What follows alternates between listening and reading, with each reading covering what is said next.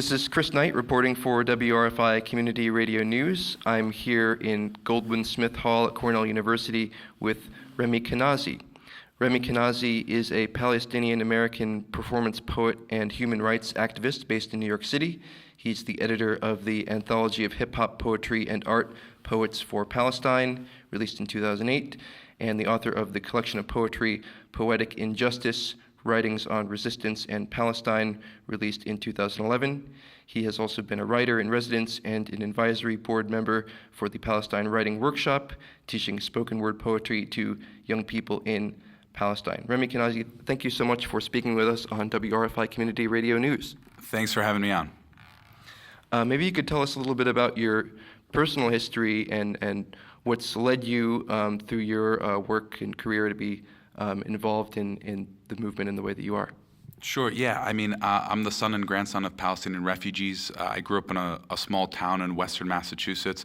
And for me, what my family had been through, ending up in Lebanon and then coming to the United States a little bit less than 40 years ago, had a big impact on my mother and my grandmother and my father and his side of the family.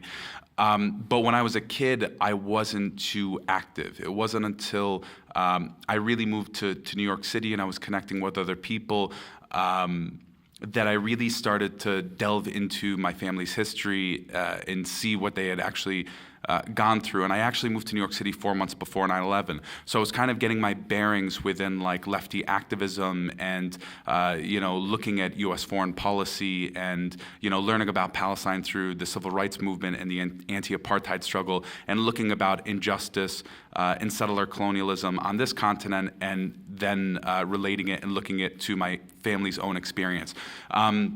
So for me, living in New York City, when those two towers came down, there was so much vitriolic language. There was that, we got to go and turn that place into a parking lot mentality. We got to go and nuke them and start over. And it wasn't coming from the Bill O'Reilly types or the Ann Coulter types, but it was coming from people I connected with in my own community. And I didn't have a way to positively combat those misconceptions and stereotypes. So I started to, try to get my hands on any book that I could find, whether it was Palestinian intellectuals like Edward Said or, Noam Chomsky and Howard Zinn, and it really kind of like led me down a path to think about my own place within society and also how I could be challenging the occupation. So for viewers that don't know, in 1948, 750,000 Palestinians were ethnically cleansed from their land. More than 500 villages were destroyed in what paved the way for the state of Israel. Today you have millions of Palestinians that are living under military occupation. You have Palestinian citizens of Israel who are relegated to second-class status with more than 40 laws that systematically discriminate against them, and millions of Palestinians that are denied their international recognized right to return to their homes. So Palestinians and solidarity activists across the United States are organizing to challenge this system of oppression. And when I look at the issue of Palestine, it's one of justice, it's one of equality, it's one of freedom and liberation. And it's to say that whether we're challenging police brutality or gender violence on college campuses or homophobia in our communities or the war in Iraq and Afghanistan or drone bombing campaigns, what binds socially conscious people together is challenging systems of oppression. So whether it's in Palestine or Brooklyn, we should be fighting against injustice. And that's really what drew me, what keeps me into working on activism. Maybe you can tell us a little bit about the work that you've been involved in recently and maybe what you kind of have planned a little bit. Sure. So I'm a spoken word poet, and I've been touring for the last couple of years. My book, Poetic Injustice, Writings on Resistance in Palestine, came out in early 2011. So I've been touring North America, Europe, the Middle East, doing a lot of shows, performances, spoken word performances, but also a lot of workshops, poetry, spoken word workshops, as well as boycott, divestment, and sanctions workshops, particularly cultural boycott. So in 2005, Palestinian civil society called for boycott, divestment, and sanctions against the state of Israel until it complied with three basic demands. Number one, ending the occupation of all Arab land. Number two, the right of return for Palestinian refugees who were ethnically cleansed from their homes in past 1948 as well. and equality for all Palestinians living inside of the State of Israel.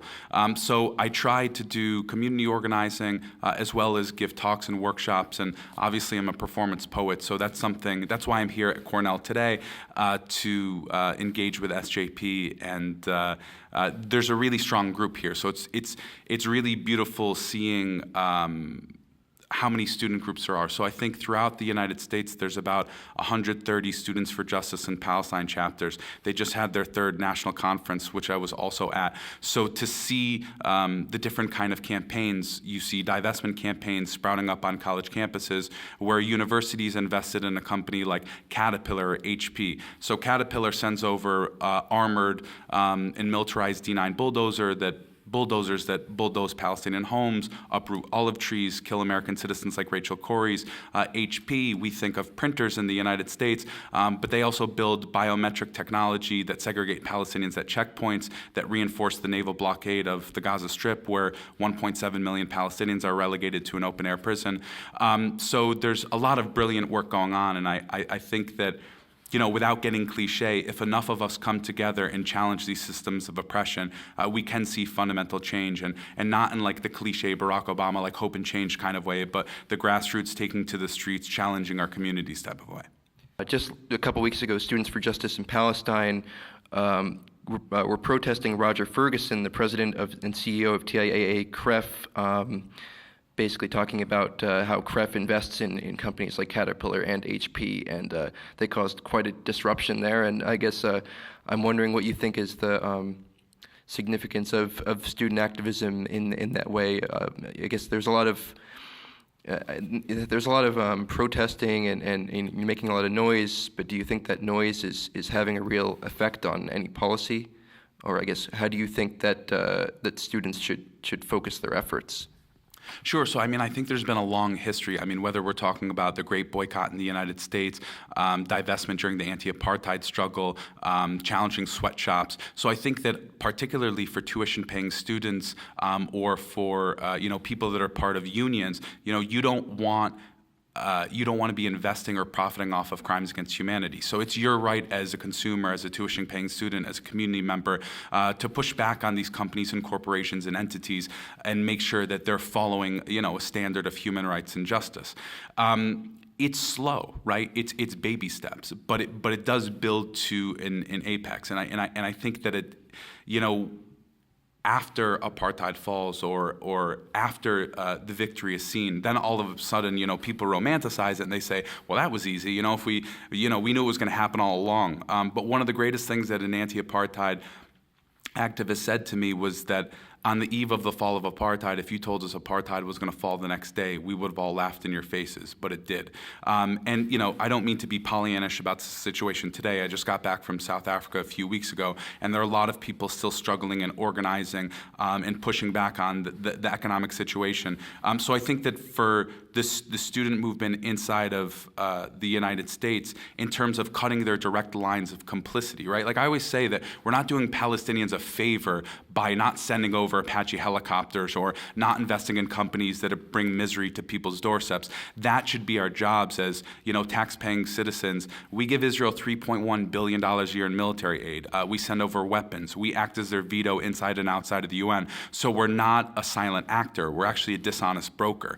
So I think that it's important to work on boycott, divestment, and sanctions, also coalition building, and recognizing that, I say this as a Palestinian, Palestine is not the only issue. We're fighting for undocumented rights. We're fighting against, for me personally, it goes beyond gender, it goes beyond ethnic lines or race lines, and you have to include gender and sexuality. You're fighting against U.S. militarism, U.S. empire, talking about settler colonialism and indigenous territory and resources that continue to be stripped away. And I think that we have to talk about the plight of Palestinian refugees, the prisoner situation. There was recently a case where the NYPD was arresting someone, and they wanted to arrest this person's cousin, and they made the kid rap for the police officer before he let him go. This harkens on back to a story in 2004 where a Palestinian violinist was at a checkpoint in the West Bank. stopped by Israel, and he was on his way to a practice, and the soldier wouldn't let him go until he pulled out his violin and played a song for him. You know, this kind of like humiliation and brutality and abuse, and many times murder of unarmed people of color in the United States or unarmed occupied Palestinians. Like there aren't, you know, there are so many intersections, and each situation is different, right? Like Israeli apartheid is not a mirror or carbon copy image of South Africa's apartheid system, and it's not the same exact as a form of oppression inside of the United States, but there are similarities, and there should be that kind of solidarity. And so it's one of the most beautiful things that I see SJPs doing is not simply, it's like talking about Palestine in a more global sense and linking it to other issues and really saying at the end of the day, this is about justice and liberation and freedom. So it's a good time, I think, to be active. I'm curious about your thoughts about media bias in the way that the Palestinian issue has been portrayed, thinking about how some victims of war crimes and crimes against humanity are more worthy of news coverage than others, and how the mass media sometimes either distorts or distracts us away from things that we should be really thinking about. Sure, yeah, and also, like, I would never want to, like, play oppression Olympics, right? Like, I would never want to say, like, oh, look at Palestine and forget about other issues. But sure, when it comes to the U.S. media, you know, you do have an Israel lobby inside of the United States, and you also have American interests that are driving policy, and they kind of synchronize and merge into a mutually beneficial situation. But you're not going to get a fair shake from CNN or MSNBC. You're not going to get a fair shake in the New York Times. And the way that the Palestinian voice and narrative is trampled on, I mean, it's really 1+1. I mean, I don't think radical is a bad word, but like when you portray somebody that's fighting against occupation as radical, or, you know, inside of Israel, the Jewish population is privileged over the non-Jewish population. Could we imagine if somebody said, you know, tomorrow we're gonna transform the United States into a Muslim and democratic state, and non-Muslims are going to be relegated to second-class rights? Are you kidding? Like when a mosque pops up in the South, they cry that it's like Sharia law and the Muslims are taking over, right? Like we're in such an Islamophobic society. And so I think that the way that like anti-Palestinian, anti-Arab, anti-Muslim ideologies, the kind of like conservative Michelle Bachmanning of America, where you know, Palestinians and Arabs and Muslims are kind of treated like a fifth column, and Israel is this great state, you know, and it's really funny that you know, I mean, I think that now Americans can very much see Iraq for what it was, a debacle. And it wasn't a debacle because it cost too much money, and it wasn't a debacle just because of the amount of troops we lost, but there are 1 million dead Iraqis. We shocked and awed a civilian population, and then left and kind of, you know, wrung our hands and act like nothing happened. And then we moved back to Afghanistan, and then on to Yemen and Pakistan and Somalia. And so I think that some Americans are getting tired of U.S. militarism and support for despotic regimes or support for occupiers, and I think that it's our role to keep people in check and to challenge that kind of hegemony and to challenge that kind of militarism, because to me, the prison-industrial complex is not separate from the war in Iraq or separate from support for occupation in Palestine. They actually very much connect. And it's this kind of idea where if you can systematically dehumanize people, whether it's Palestinians and Muslims post 9/11, or the black and Latino male, or the indigenous male, or the Iraqi mother over in Baghdad, it's so much easier to drop that bomb, to occupy that village, to pull that trigger. And so I think that Americans need to really be rising up and also talking about our capitalist system and the way that people are exploited. And if you look at Cornell University, for example, how many post-21-year-olds I talk to that can't get a job, that are $100,000 in debt, that are living back home with their parents. Best case scenario, they get a temp job making $12 an hour and can't even pay back the minimum on their student loans. We have to ask ourselves, what kind of society do we want? What kind of society are we promoting at home, and the way that we meddle and destroy lives abroad? I mean, we call it foreign policy. Others would say it's genocide. Others would say It's systematic dehumanization and exploitation of resources, and it's how an empire acts. Can you read something for us? Sure. We'll do normalize this. And basically the concept of this, so normalization, just to give like a quick definition, it's like the bringing together of Israelis and Palestinians in a non-anti-apartheid context without making any distinction between occupier and occupied, oppressor and oppressed. And there's this kind of notion that we need just to come together and all hug and, eat some s'mores over an open fire and walls fall down. And it doesn't actually work that way. And there's something very patronizing. The problem wasn't that Europeans didn't come to the Jim Crow South of the 1950s and explain to white people why segregation was wrong. And for me, I don't care what your ethnicity is, what your race is, what your gender, what your sexuality is. If you're fighting against oppression, you're an ally to me. And this is kind of a statement saying, I'm not going to be part of, your state-funded propaganda tours. I'm not going to be part of, your campus projects that are trying to reaffirm structures of oppression that have really problematic right-wing funding and are trying to push an agenda. So that's kind of like the greater context of the poem. So this is called Normalize This. Nothing is normal about occupation. Nothing normal about apartheid, ethnic cleansing, siege, blockade, settler-only roads, bombing water wells, schools, mosques, and UN buildings. Nothing normal about putting a civilian population on a diet, paying non-indigenous foreigners to settle land that is already populated, rewriting the Nakba with each stolen childhood, trying to desensitize the bullet holes and claw marks put into the bodies of Bassem Abu Rahme and Rachel Corrie. No, I don't want to normalize with you. I don't want to hug, have coffee, talk it out, break bread, sit around the campfire, eat s'mores, and gush about how we're all the same. I don't want to share the stage, co-write a poem, submit to your anthology, talk about how art, instead of justice, can form a better path. I don't want to indulge your amnesia about a glorious past. Have a therapy session on two sides with equal grievances. The only thing barren is your moral capacity. Blooming a settler colonial state with appropriated culture, I will not fight for your privilege, nor will I seek to normalize it.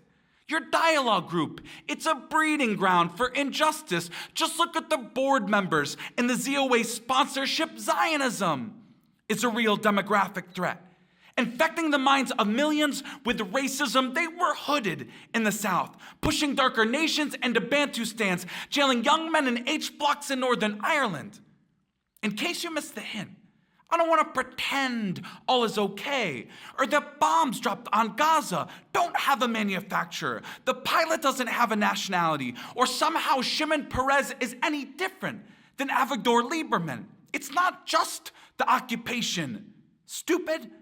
It's a right of return, equality for all Palestinians. It's a transformation from a racist, exclusivist, supremacist state to a nation for all of its citizens. You deserve nothing more than equality, which means more than African refugees are provided in South Tel Aviv. You are the shining light on a settlement hill, reminding the world that racism often comes in nice packaging. We don't give the Sudan $3.1 billion a year in military aid.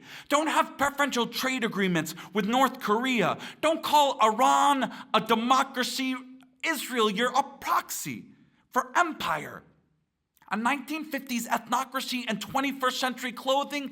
Yes, you're singled out with aid, weapons, and UN vetoes in your favor. Did I hurt your feelings? Should we hug after the show? Do these words hurt more than, bombs dropped on Gaza, white phosphorus eating the flesh of children? I am not the bad guy. You're defending the bad system. Your words and actions have consequences. You're either with oppression or you're against it. I didn't write history, and sure as heck didn't choose for you to stand on the wrong side of it. Your system of oppression is coming to an end. And whether you recognize it or not yet, it'll be liberating for you too. Remi Kanazi, thank you for speaking with WRFI Community Radio News. Thanks so much for having me on.